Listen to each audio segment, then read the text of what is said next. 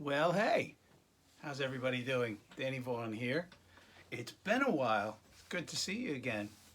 I've missed you guys. I hope you've all had a great summer and starting to look ahead to what's coming towards the end of the year. And to that effect, um, I'm getting ready and preparing for my first tour in 3 years. And this is going to be a solo acoustic tour, Vaughn'sday on the road.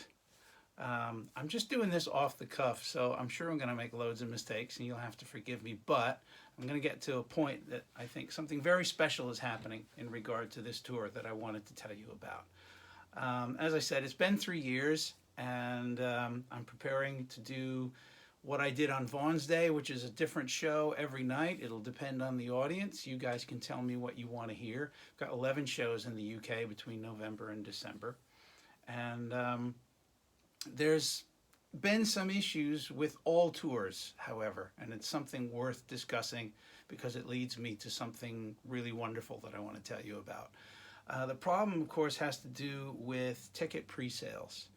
Now, people are understandably very nervous about buying tickets in advance for any number of reasons, but, you know, of course, COVID hasn't left us yet, and so tours sometimes get paused, sometimes they get canceled, and so understandably people are not really prepared to have to want to go through all that canceling, rescheduling that we've all had to do.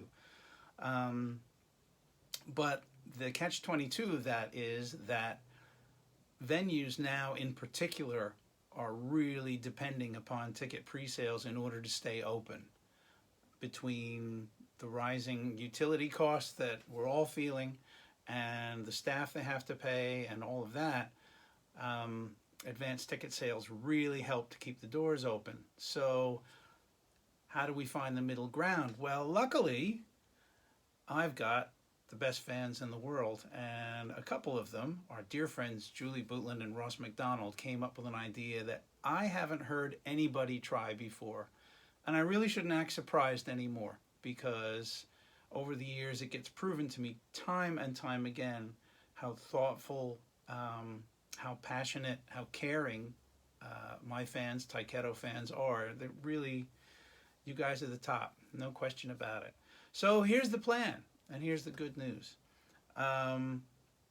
They're putting together a database of people that want to help.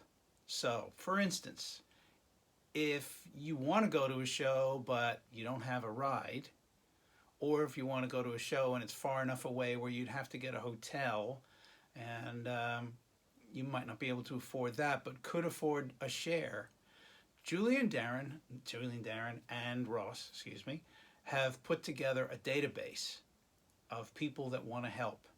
So if you direct message either Julie or Ross, they can connect you with somebody that's going to a concert of mine in your area and possibly get you a ride, possibly get you a room to share, something like that. But it gets even better.